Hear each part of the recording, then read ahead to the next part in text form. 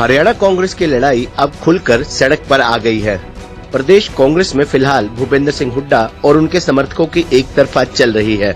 दूसरी तरफ अन्य दिग्गजों में रणदीप सुरजेवाला, कुमारी शैलजा और किरण चौधरी बैकफुट पर नजर आ रहे हैं। नए प्रभारी दीपक बाबरिया की नियुक्ति के बाद भी चीजों में कोई खास बदलाव नजर नहीं आ रहा है।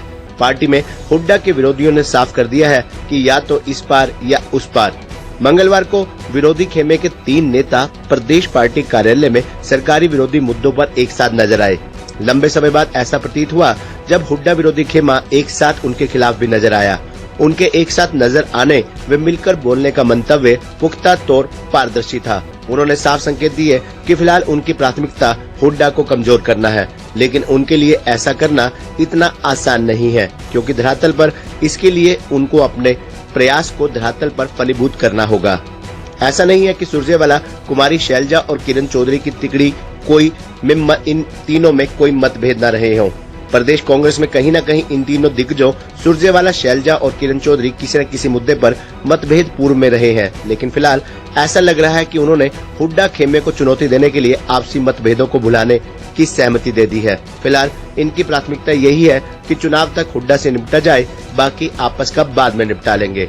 साफ है कि एक बार हरियाणा में कांग्रेस की सरकार आ जाए, बाकी कौन क्या बनेगा बाद में तय हो जाएगा। हुड्डा विरोधी खेमे के पास महज 5 विधायक है। आपको बता दें कि हरियाणा कांग्रेस के पास 30 विधायक हैं। इनमें से ज्यादातर भूपेंद्र सिंह हुड्डा के साथ हैं। हुड्डा विरोधी तीनों नेताओं में किरण चौधरी ही विधायक है, बाकी अन्य समर्थक विधायक हैं। मंगलवार को इन दिग्गजों के साथ 3 विधायक मंच पर नजर आए। इनमें कालका से प्रदीप चौधरी, असंध से शमशेर सिंह गोगी, सडोरा से रेणु बाला और तोशाम से किरण चौधरी मौजूद रहे। वहीं बाकी बचे विधायक भूपेंद्र सिंह हुड्डा के साथ हैं। इस लिहाज से पार्टी के कुल विधायकों में से 80% भूपेंद्र सिंह हुड्डा के साथ हैं, जो उनकी राजनीतिक स्थिति को मजबूती प्रदान करते हैं। वहीं दूसरे खेमे के दिग्गजों की कोशिश है कि चुनाव से पहले उनके पक्ष वाले विधायक व समर्थक उनकी राजनीतिक मजबूती को धार देने का काम करें। यहाँ ये भी बता दें कि हुड्डा विरोधी खेमे के नेताओं की दिल्ली में खासी पकड़ है। रणदीप सुरजेवाला की पार्टी हाईकमान में पैठ है और कई बार इसकी बानगी देखने को भी मिली है।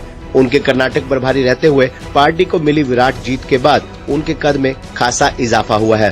कुमारी शैलजा और किरण चौधरी भी पार्टी हाईकमान के सामने अपनी तवज्जो का एहसास समय समय पर सबको करवाती रही हैं।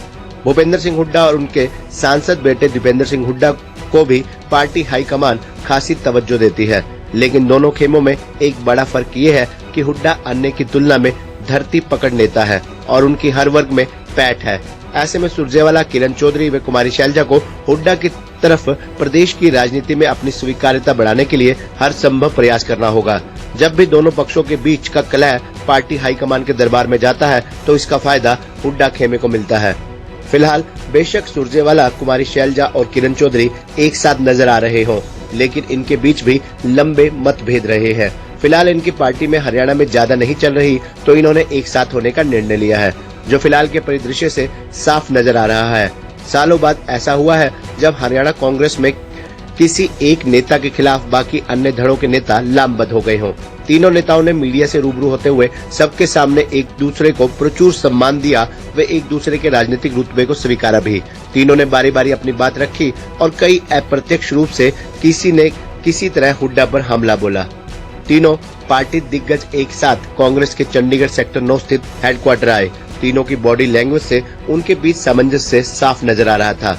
इसके बाद जब तीनों ने अपनी बात रखी तो कुमारी शैलजा ने सबसे पहले बोलना शुरू किया। हालांकि इसके बाद भी अपने सियासी मायने हैं। इसके बाद माइक सुरजेवाला को दिया और बाद में किरण चौधरी ने अपनी बात रखी। तीनों ने कुछ सवालों के जवाब इशारों में दिए। इसके बाद वो तीनों एक ही वाहन में किसी अन्य गंतव्य के लिए निकल गए। सुरजेवाला ड्राइविंग सीट पर थे और कुमारी शैलजा बगल वाली सीट पर एक महत्वपूर्ण में थी। वहीं किरण चौधरी पीछे वाली सीट पर थी। तीनों ने एक ही वाहन में जाने के जरिए काफी कुछ सियासी संकेत भी दिए।